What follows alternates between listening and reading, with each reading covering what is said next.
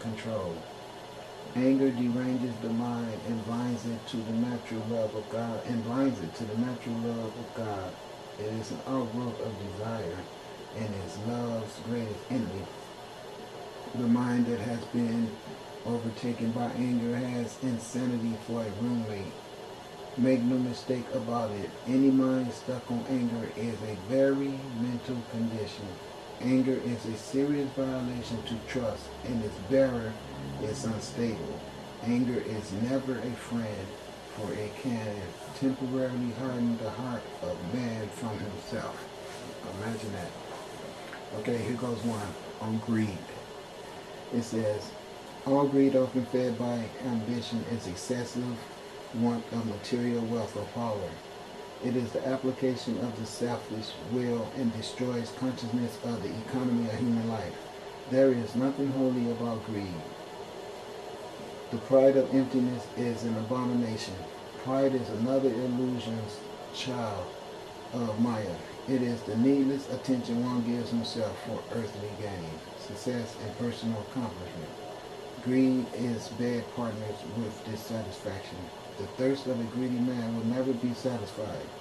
It is the self-inflated bubble of a hero's day destined to burst within a minute.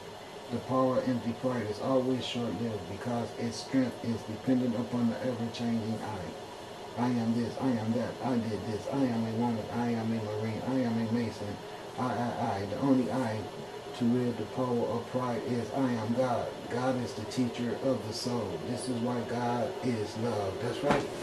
That's why I tell people, when you know that you God, you know you are everything. So you do not have to worry about small egos. And that's the reason why I can sit here and watch these eggs come and go. And God's showing his magic. Now watch these spaceships come back too. Oh, they're so awesome, isn't it? See? That shows you how they can let you see them. Or if they don't want you to see them, you won't see them. Okay, let's see what it says about pride. It says the most fierce stage of pride is the pride of emptiness. Okay? Drew Ali says this kind of empty pride is an abomination. Pride is often associated with vanity because they both reflect the ego's interaction between the self and God. The vainness and pride blocks the door of the heart and prevents one from entering the God self.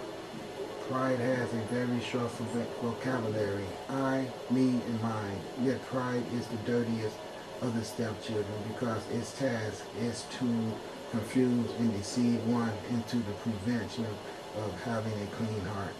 Having a clean heart means not to allow the Lord's self to create faults within, nor seeing faults in another outside of you. Pride makes the character believe the priceless is worthless, and the worthless is priceless. Pride is your source of failure. It suppresses love and hides the truth from the self. This results in unhappiness, even though one pretends to be happy. Pride is usually led by jealousy and followed by prejudice. And followed by pretension. Pretensions follow pride like stench follows shit. Subsequently, pride always has consequences. The cost of the consequences are the human lives which bind the soul to carnal life. To a belief system, therefore he cannot forget. And time is nothing but finite duration, which has nothing to do with the divinity of man or God's status. Consequently, forgetfulness and times are saddled mates with pride and are displayed in victorious aftermaths of human failings. Author note, pride mistakenly omitted in edition 1 and 2 has been added to 2003 edition. After the oversight was brought to my attention. Wait a minute. The next one is jealousy. Alright. Jealousy is the most worthless of emotions, yet being a child of mama, the person addicted to jealousy believes it is a priceless love from on high directed to one manifest. It is an act of carnal love gone astray. Jealousy lives in the self-reflective house of vanity, and nothing hides the heart. The nearest place to meet Allah of a man from himself. Okay, nothing has the heart, which is the nearest place to meet Allah of a man from himself. the truth, like vanity. Jealousy, henchman is evil, which in the blindness of his rage will call upon to hurt others. Jealousy is the blood of insecurity that flows in a coward's vein. Okay, here's infatuation right here. Look at this, isn't this beautiful? Okay. I'm running another battery.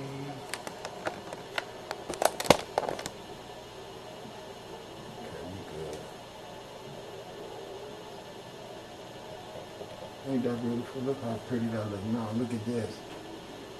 Now tell me that it's not obvious to you that that's an orb. That used to be that triangle. Now it turned circular. Look at that. And on the middle that was white just disappeared. Just disappeared. Man. Something else. Infatuation. The roots of infatuation are greed and desire. These are the triplets of delusionist mother. Infatuation is connected to greed, and greed is joined at the hip with desires. Infatuation is ignorant understanding the influence of the nether world, the acceptance of human knowledge as king. Here Ali says, the greatest of human knowledge is but blindness and folly. One is infatuated with the greed of his desires, succumb to the want of any person, place, or manifest other than divine love, truth, peace, or the God state of the self. Infatuation is carnal love at its best. Infatuation is an impression upon the carnal self, a pacifier for the body of desire. Imagine that. Okay, the ego. The veiled slave master is the ego. The other sixth step of the Lord self belongs to the powerful I know it all ego. Again, the Moorish prophet instructs, he who knows well his Lord self knows the illusions of the world, those things that will pass away. What the highest self is not and what seems to be. The Lord self prevents a man from knowing himself in Allah. This is its job. This is all the Lord self does. And it does that very well. This is why the Lord self must be known well as the complete enemy. The Lord self is an army activated entirely from your thought activities.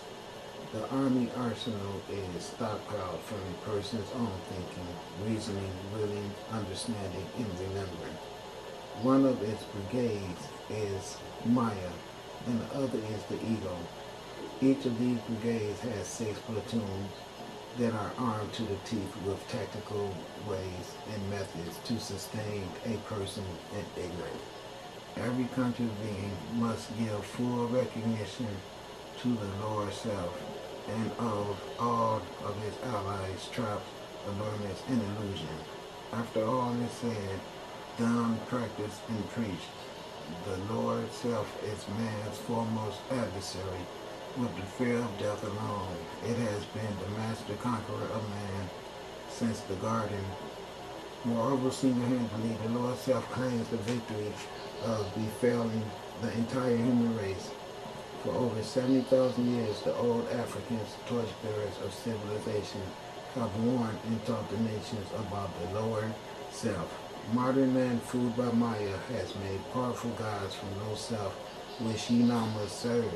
But for the first time in ages, these saving powers and keys to civilization have been loosened into the hands of the Asiatics of North America. These lessons of the self are built upon the most assured of all certainty that man has a soul.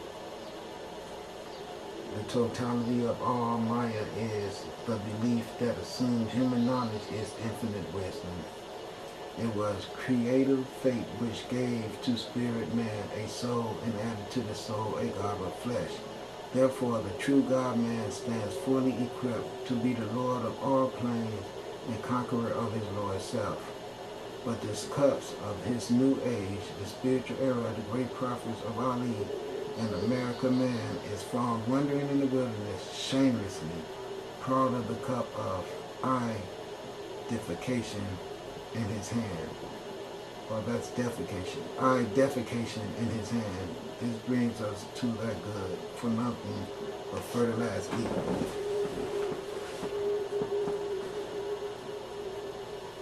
Alright?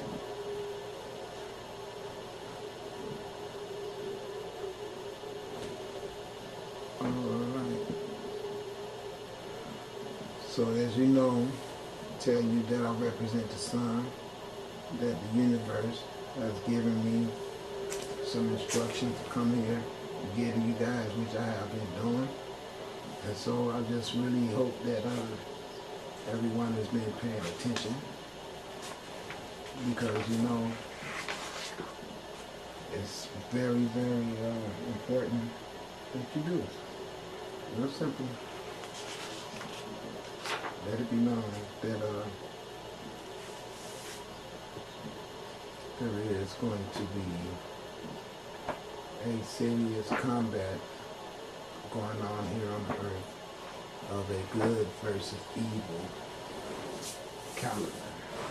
And I'm sure that the evildoers would like to believe that they done right in the name of their God to have that crusade and murder and steal and deprive and everything. But the only problem is your God was not the true God, and this is where we have problems at, because you was given bad instructions from an imposter God, and every action does have a consequence. So we're all just going to ride this out and see what happens, because I'm sure it's going to be interesting. I have rolled out in my mind. It's going to be very interesting.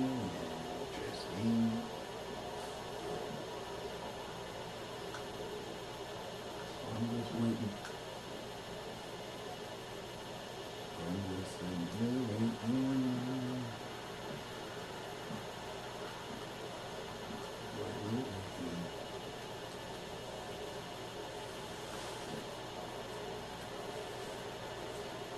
I want a good shirt is. See how dark it got out there? Isn't that amazing? What do you think about that?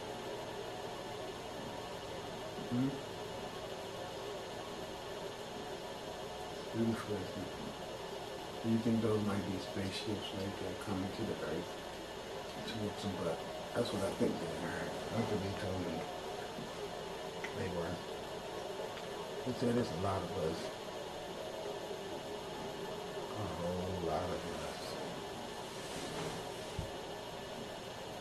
And we are going to come and take our planet back from the people that stole it, because they were barbaric and didn't mind hitting people with axes and hatchets, and they were just damn it, I will just take it, because that's how we roll,